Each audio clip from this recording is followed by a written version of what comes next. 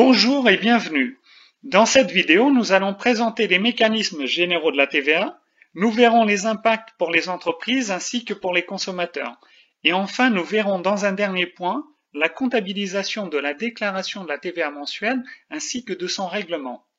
C'est parti. Tout d'abord, savez-vous que près de 90% des recettes fiscales de l'État proviennent de trois impôts? L'impôt sur le revenu, l'IR, l'impôt sur les sociétés, l'IS, et la taxe sur la valeur ajoutée.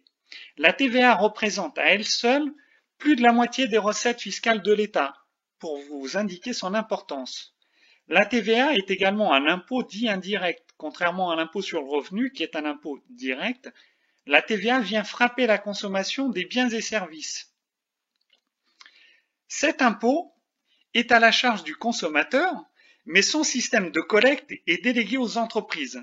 Oui, ce sont les entreprises qui sont en charge de la collecte de la TVA et devront mettre en place une organisation, le suivi et le contrôle permettant la télédéclaration ainsi que le télérèglement de celle-ci pour le compte de l'État. La TVA va s'appliquer sur le prix de vente total d'un bien ou d'un service. L'entreprise pourra récupérer ensuite la TVA qui lui a été facturée s'il s'agit d'un achat nécessaire à son activité professionnelle. Prenons un exemple d'un commerçant, que nous allons appeler commerçant C, qui vend un bien pour 100 € hors taxe, plus 20% de TVA, soit 20 € de TVA. Le consommateur, ou le client ici, versera 120 € de TTC à l'entreprise, qui devra reverser à l'État la TVA qu'elle a collectée, soit 20 €. On peut constater que la TVA est neutre pour l'entreprise et n'impacte donc pas son résultat, puisqu'elle est supportée intégralement par le consommateur. Regardons maintenant le système de collecte et de déduction de la TVA entre entreprises, et ce jusqu'au consommateur final. Nous allons prendre l'exemple d'un producteur de bois que nous appellerons producteur A. Il vend sa matière à un industriel B, une deuxième entreprise, pour un montant de 60 € hors taxe, plus 20% de TVA, soit 12 € de TVA collectée. Ce producteur doit reverser la TVA qu'il a collectée à l'État pour un montant de 12 €. Ensuite, cet industriel B fabrique des pièces en bois et les vend à un commerçant que nous appellerons commerçant C, pour un montant de 80 € hors taxe plus 20% de TVA, soit 16 €. L'industriel B devra alors reverser les 16 € de TVA qu'il a facturé au commerçant et pourra déduire la TVA qu'il a payée au producteur A.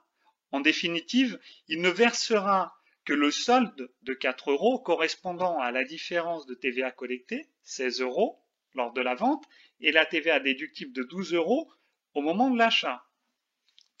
Ensuite, le commerçant C vend en fin de chaîne le produit en bois au consommateur pour un montant de 100 € hors taxe, plus 20% de TVA, soit 20 €.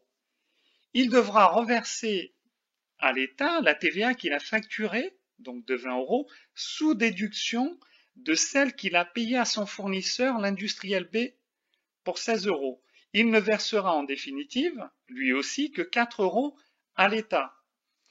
La somme totale versée à l'État, soit 12 € par le producteur A, 4 € par l'industriel B et 4 € par le commerçant C, correspond bien à 20% de la valeur ajoutée produite et créée par ces trois entreprises. On peut observer en définitive que la TVA est bien supportée par le consommateur, qui lui ne pourra pas récupérer la TVA qu'il a réglée au commerçant, puisque la dépense n'est pas réalisée dans le cadre d'une activité professionnelle. Regardons maintenant la comptabilisation de la TVA ainsi que son paiement à l'État. Pour cela, nous allons partir de l'exemple du commerçant C.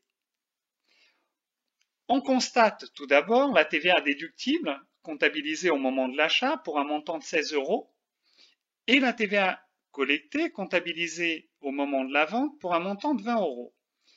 Le commerçant C devra télédéclarer la TVA en fin de mois, on parle de déclaration CA3. Une fois cette déclaration effectuée, le commerçant devra procéder à la comptabilisation de celle-ci. Il devra créditer le compte 44,56 TVA déductible pour un montant de 16 € afin de le solder.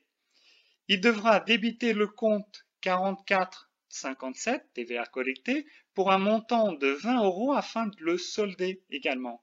Et il va créditer le compte 44,55 TVA décaissé afin de constater la dette qu'il a envers l'État.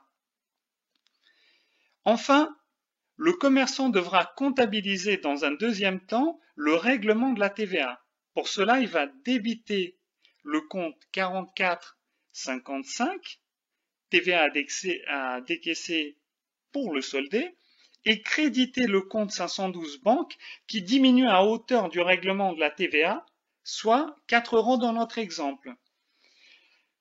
Voilà, nous en avons terminé avec cette présentation de la TVA. J'espère que cette vidéo vous a plu, qu'elle vous sera utile et je vous invite à vous abonner à la chaîne pour être averti de toute nouveauté. N'hésitez pas à liker la vidéo, à laisser vos commentaires ou à les partager. Je vous dis merci et à très bientôt pour de nouvelles vidéos.